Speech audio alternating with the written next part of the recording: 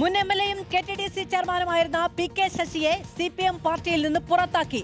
CPM നേതൃത്വത്തോട് ഇടഞ്ഞ് നേതാക്കളെ വിമർശിച്ച് വിമത കൺവെൻഷൻ ഉദ്ഘാടനം ചെയ്തതിന് പിന്നാലെയാണ് PK ശശി പാർട്ടിയിൽ നിന്ന് പുറത്തായത്.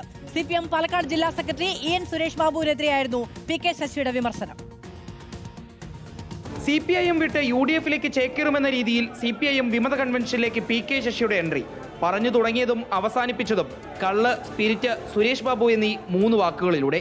ഉത്തരവാദപ്പെട്ട പാർട്ടി സ്ഥാനത്തിരിക്കുന്ന ഒരാൾ സ്പിരിറ്റ് കേസിലെ പ്രതിയായി വരികയാണ്. ഇത്രയധികം വിരോധികളാക്കി മാറ്റിയ ഒരു സെക്രട്ടറി ഈ ദുര്യാവിൽ ഭൂമി വരെയാണെന്ന് നിങ്ങൾക്ക് കാണാൻ കഴിയില്ല. സുരേഷ് ബാബുവിനെ പോലെ CPIM ജില്ലാ സെക്രട്ടേറിയറ്റ് അംഗങ്ങൾക്കും പരോക്ഷമായി PM ആർഷയ്ക്കും പ്രസംഗത്തിനിടയിൽ വിമർശനം.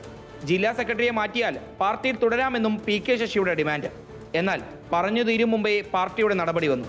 PK ശശി CPIM-ൽ നിന്ന് പുറത്ത്. ശശിയെ തള്ളിയും വെല്ലുവിളിച്ചും CPIM പാലക്കാട് ജില്ലാ സെക്രട്ടറി EN സുരേഷ് ബാബുവും രംഗത്തെത്തി.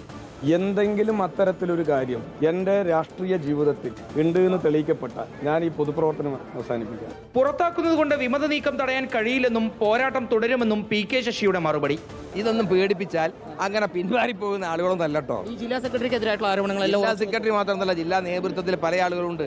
കോൺഗ്രസിന് കടുത്ത എതിർപ്പുണ്ടെങ്കിലും ഇന്ന് രൂപീകരിച്ച മാർക്സിസ്റ്റ് ജനാധിപത്യ കൂട്ടായ്മയുടെ സ്ഥാനാർത്ഥിയായി UDF പിന്തുണയോടെ ഒറ്റപ്പാലത്ത് മത്സരിക്കാനാണ് PK ശശിയുടെ തീരുമാനം. റിപ്പോർട്ടർ, പാലക്കാട്.